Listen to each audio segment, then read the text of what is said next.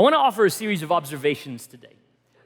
We talked about John chapter 13 last week, we're talking about it this week, and we will talk about it next week, and then we'll move to something else.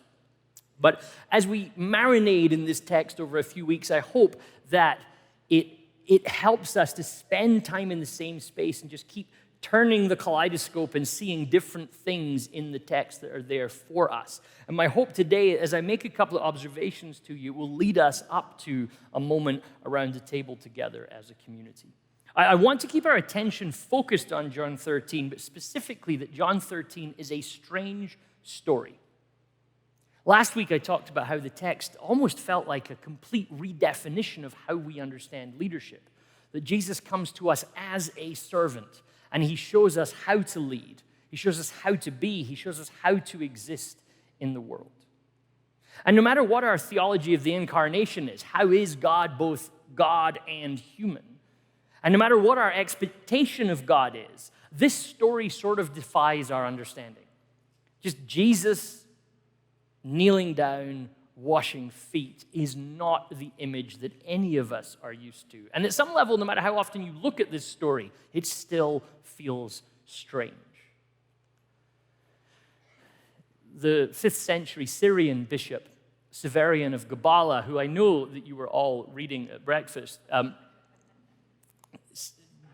homilies of the church fathers and the ancient saints are just stunning sometimes. And so I want to share this one with you because as he was reflecting and teaching on this scene in John 13, this is how he put it.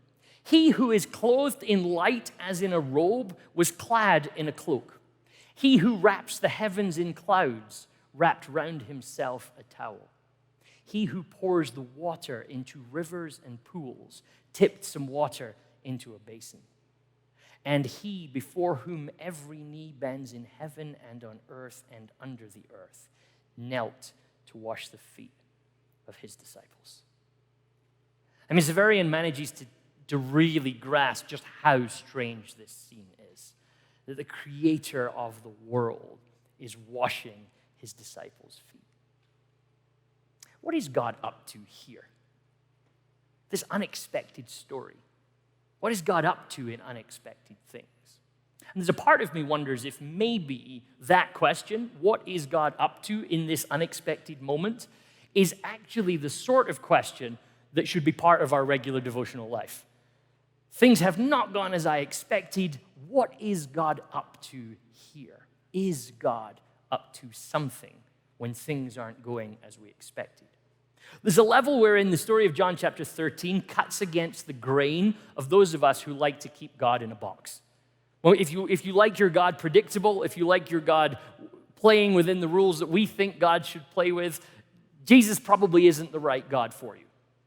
Hang around to the end of the sermon. I hope I can convince you otherwise. But if you want predictability, I'm not sure Jesus is right. Particularly if your predictability is built around how you think the world should work. I know how I would like things to be. I know how I would be most comfortable if life was.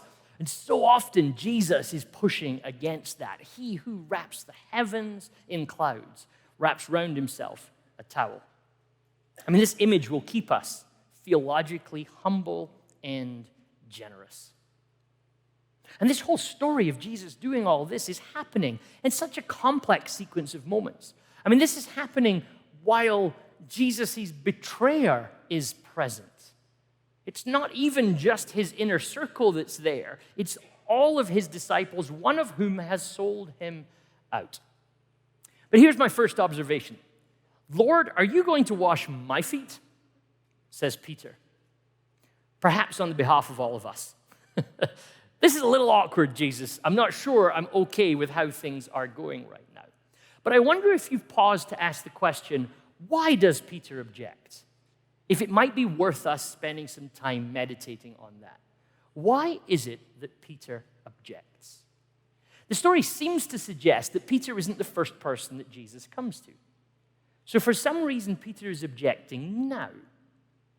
If Peter has watched Jesus wash other disciples' feet, and now is objecting as he arrives at his feet, Peter's problem is not about Jesus. Peter's problem is not, you shouldn't be doing this, Jesus. Peter's problem seems to be, I don't want you to do this to me, Jesus. Can you see how that's sort of hidden in the text there? It's not Peter going, no, this is not the work for you, Jesus. We have different work for you. Something about this story is causing Peter to object about his involvement in it. What I want to invite you to do is ponder that question for the next week. The series of observations I said this sermon would be observations with homework. And the homework is I'd love you to ponder the question, what is Peter objecting to? Why is Peter objecting? And I think we'll find it's appropriate to come back to that question on the Sunday that we partner with so many of our missions partnerships. And so just hold on to that idea. Maybe if you're a note taker, I know you don't have a journal, but if you're a note taker, write it down somewhere. Why does Peter object to this? Perhaps let me frame it like this. Does Peter object to what Jesus is wanting to do to him? Is that why Peter objects? Jesus, I don't want you to do this to me. Or is it that Peter is objecting to what Jesus' actions imply for him? If you do this to me, Jesus, I know what it means. So is it that he doesn't want Jesus to do it to him, or is it that he knows what it means if Jesus does it to him? When Christ behaves like this, what is it we, like Peter, object to? So that's my trailer for next week. So hold and think about that. Second observation is Peter, you shall never wash my feet. You shall never wash my feet. I love reading John's gospel because there just seems to be a bit of a beef between John and Peter. If Peter does something that isn't quite right, John took notes. He's like that annoying little brother, where you think you've got away with it, and then somebody outs you. Like, who broke this? I don't know. Wasn't it you? There's a scene in John's gospel, right, that is just, to me, one of the funniest scenes in the Bible, where when recording the resurrection story of Jesus, John decides it's probably an appropriate point to tell you that in a running race, he's faster than Peter. And I have spent a substantial amount of my life studying the scriptures, and I'm still not entirely sure what the purpose of John telling us that is, other than he wants all of history to know he was faster than Peter. And here we have another situation where, and there's more than just humor going on here. Please hear me well. But you see, Peter, you will never wash my feet. And we also, because we just read the whole gospel text, in a few moments' time, Peter's like, or wash everything. So we go from never to absolute commitment. But there's this gap between that of you will never wash my feet to what about my hands and my head also. And there's maybe again this question of what's going on here. We live in a really anxious age. I don't know if you've noticed that. That it seems that we're all anxious about something. If you live in the Western world, if you have the technology to, be part of, even if you were listening to this on a podcast or you're sat in this room, you live in a society and a culture that is becoming increasingly defined by our anxiety. The theory of high connectivity that sort of comes from the invention of the telephone by Graham Bell right the way through to our present age, the theory is that the more connected we become as humans, the more we will become gracious, kind, understanding, and welcoming. That high connectivity will cause growth, harmony, and a unified world. How's that working out? What we're actually beginning to realize is that highly connected humans seems to lead to higher levels of conflict. Something in our theory of if we all just knew each other better, we would all get on a lot better. Something's not working there. Something's not quite connecting. Something in our brokenness is leading to us to just be less welcoming to one another. And for sure, throughout all of history, there's certain voices calling us to a better place. But generally speaking, in this moment in history, we're not doing great with our human interactions. Our human interactions leadership interactions, public figures, are being defined so much by the anxieties that are within us. And this is causing something, and I wonder if you think about your own workplace or your own community or just what you see in the media, I wonder how much you would agree with a statement like this. But this level of anxiety that we live with in this cultural moment is meaning that most of our difficult human interactions are more defined by us avoiding conflict than finding harmony and consensus. So imagine you had a difficult situation coming up at work tomorrow, or a tough situation with one of your neighbors. And again, I don't want to show of hands. This is private. But think about your approach to that difficulty. Are you governed by, I think we can work to find a place where we're both happy, or is actually your primary concern, how do I ensure we don't have a terrible conflict? And I think what you'll notice is that something's happened in our cultural moment where not having conflict is about the best we can hope with and hope for when we encounter people that we are disagreeing with. Communications become very cheap, and as such, conflict has become very common. It's easy to type an email. It's really easy to post something on a social media site. It's so easy. There's mechanisms to just express your dislike with just a couple of taps of your finger. And it's almost like anxiety is spreading in us like a bit of a virus. Like everybody you know is afraid of something that is undoubtedly not as bad as they think it is. Like just switch on the news, open up your device and scroll through the media. And and I'm not here trying to gaslight everyone to say, oh no, things are absolutely fine. Not saying that at all. But our reaction to things is substantially worse than things often actually are. And what's happening is a sort of almost herd instinct happens to us in those moments. Is when we all start to get nervous about something, we all start to feed into each other's anxiety and nervousness, and then we start to act reactively. And what happens is we think this and we're nervous about it, so we will now react badly to people who don't think like that. Have you ever seen this? Now, here's what happens. In this situation, when you get into a moment like this, invariably, the most anxious people are the ones that become the leaders, because they're the ones that start to put out in public the anxieties that everybody else is sort of worrying about. But the problem is that our leaders and our thought leaders and our political leaders and our cultural leaders become the ones that shape their decision-making processes around their anxieties that group us into our various groups of anxieties. Think about it. Is anyone at random that you think of as an influential character, no matter where they are on the spectrum of different views, think about how so often the most well-known people are leveraging anxiety to gather their crowds. I opened up my podcast app on my computer the other day there, and I generally don't do that. I'm often listening to podcasts on phones, so you've got a smaller screen, right? When I opened up the podcast app, I realized there's all these new sort of sections that I'd never noticed before. And there's this one section right in the middle of my computer screen that was like popular podcasts. And the top 5 popular podcasts in Canada right now are all by very divisive, very outspoken people from all different sides of the political spectrum. None of the people in the top 5 were moderate in what they thought about things. They were all on the extremes. And each one of them is telling you they're wrong and we should be worried about them. And then you listen to the next podcast, number 2 podcast, is basically saying the same thing in a different direction for a different subject. So Peter actually feeds into something that all of us can recognize. That I'm in a moment right now and I don't like it. And my desire, something in me says, I'm going to draw a line here. You will never wash my feet. Whatever I've seen them do, don't think you're treating me like them. Don't think that you're looping me into that particular group.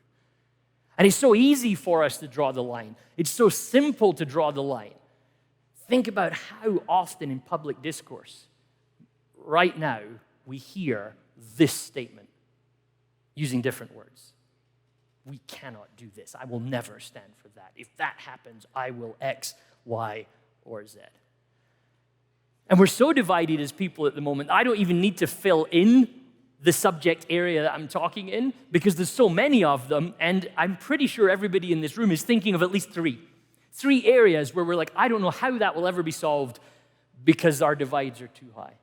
Or if we're really honest, and again, no show of hands, please. If we're really honest, how many things do we hold in our own hearts that we ourselves say, I will never, with those people or with that situation or there? You will never wash my feet, Peter says. I mean, this whole scene, by the way, is beset with anxiety, right? I mean, Judas is there, okay? And either Judas was the most amazing actor ever, or some people had picked up on the fact that Judas wasn't totally on board with Jesus. You know what I mean? Films on Jesus for the years have tried to figure this. Judas is always at the back with a scowl, generally looking like me. And just kind of like staring in at Jesus, taking notes and robbing money, always doing that. But the Bible doesn't give us insight into exactly what was going on, but Judas is in a dark space, so there's not unity. There's political tensions going on around Jesus. The various sort of power sources in Jerusalem are expressing their discontent. It's also Passover, so Jerusalem's just tense anyway because the Romans are worried about all of the people gathering for a religious festival, and the disciples are hiding out in an upper room, right? So there's all sorts of anxiety markers in this story. But look at Jesus, which, just as a side note, great thing to do when you're anxious. Look at Jesus. What is Jesus doing in the midst of all of this? He whom before every knee bows is kneeling to wash the disciples' feet. Jesus is a model for us here. He's a model to us, and he's a model for us. In the midst of all the chaos, he is serving. In the midst of the anxiety, did someone forget to wash feet? It's like pretty much an everyday requirement at a meal in those era. And has the anxiety been so bad that everybody's forgotten? Or is it the political infighting that each of the disciples, well, I'm the greatest. No, you're the greatest. Well, I'm Jesus' favorite. No, I'm Jesus' favorite. And as a result, nobody can decide whose job it is. We're not told why or what's happened in this particular moment, but what we do know is that Jesus is the one who washes their feet.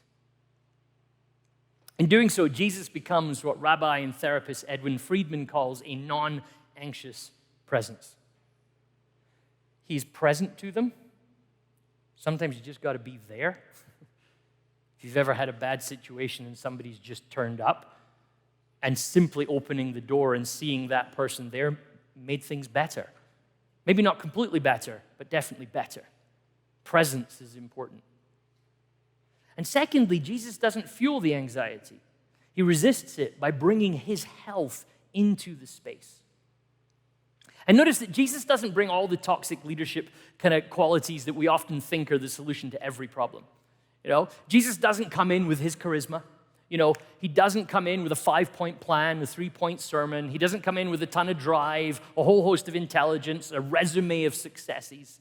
He brings humility, he brings servanthood, and he brings a lack of anxiety, which is remarkable because if anybody should have been anxious in that place, you would expect it to be Jesus. But he serves his way into it, and as a result brings a non-anxious presence to us.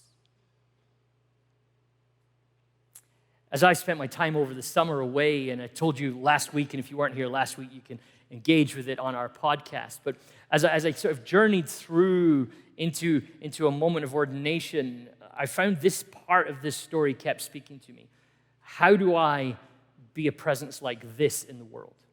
How do I be a pastor that is a non-anxious presence? How do we be a community that is a non-anxious community? I think and hope you understand what I'm saying with this. I'm not talking about this is not a sermon about our mental health. Hear me well with that. We talk about that at other points in our year. But I want to talk about us in terms of our cultural moment of anxiety.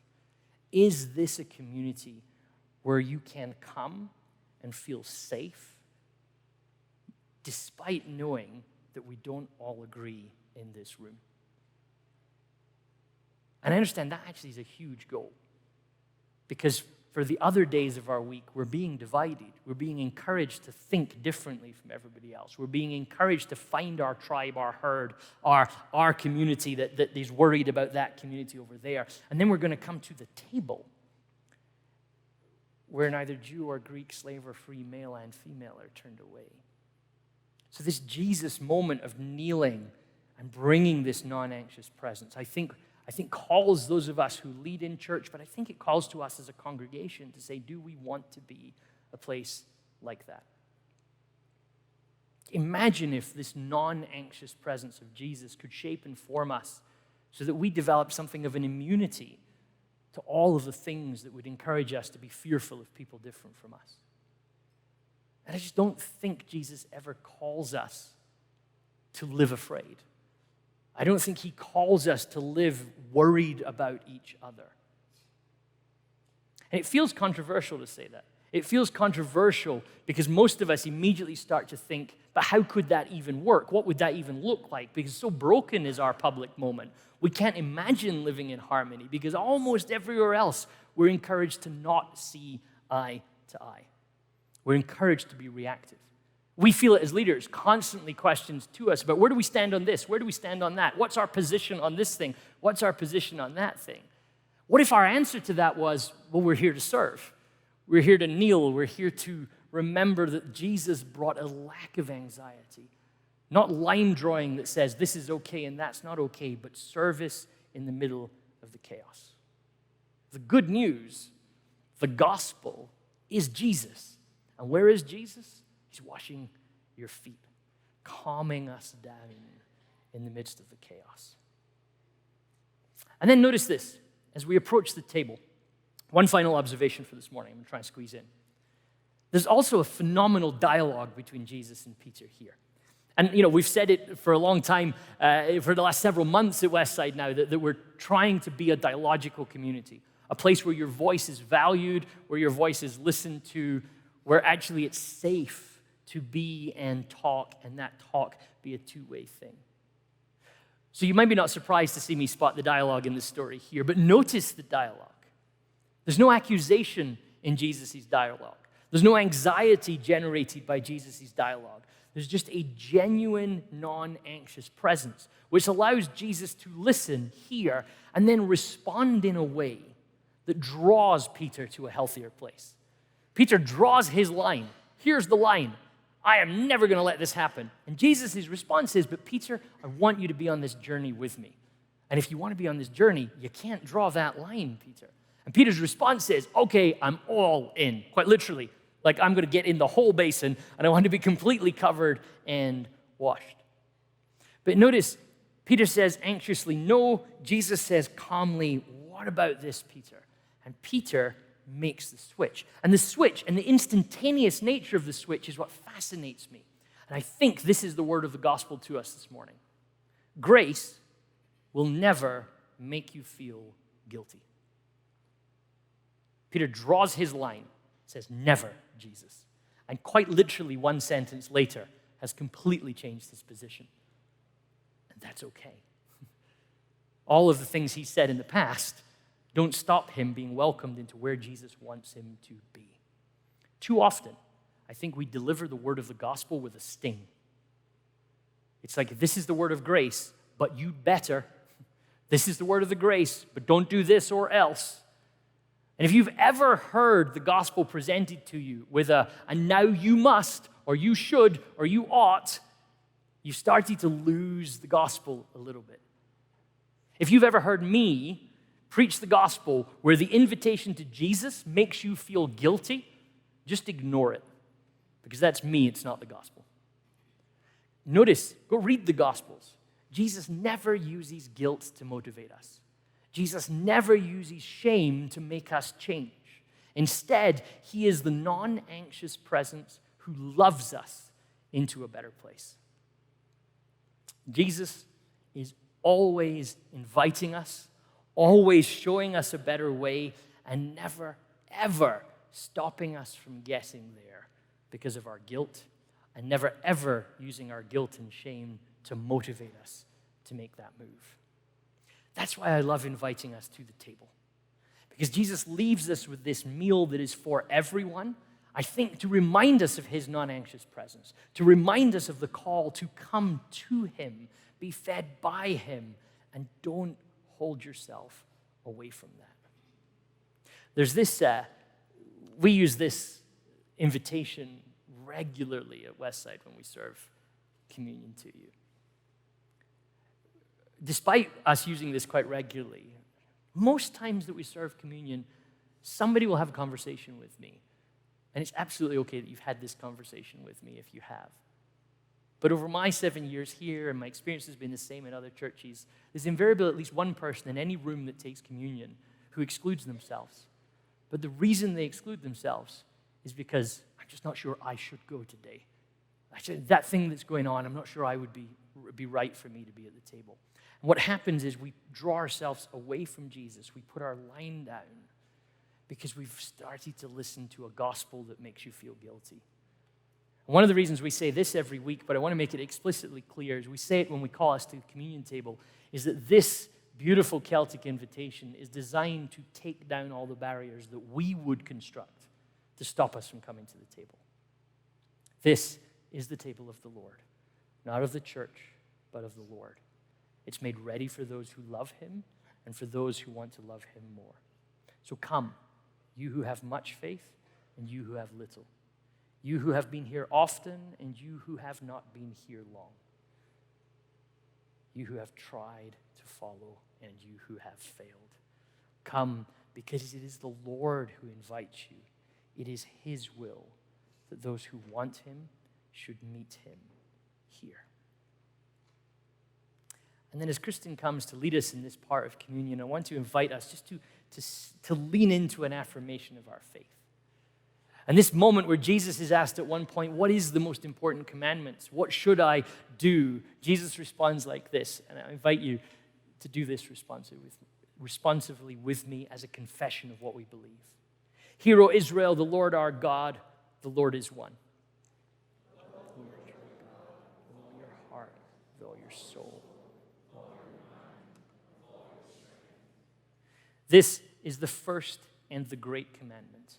The second is like it, love your neighbor as yourself.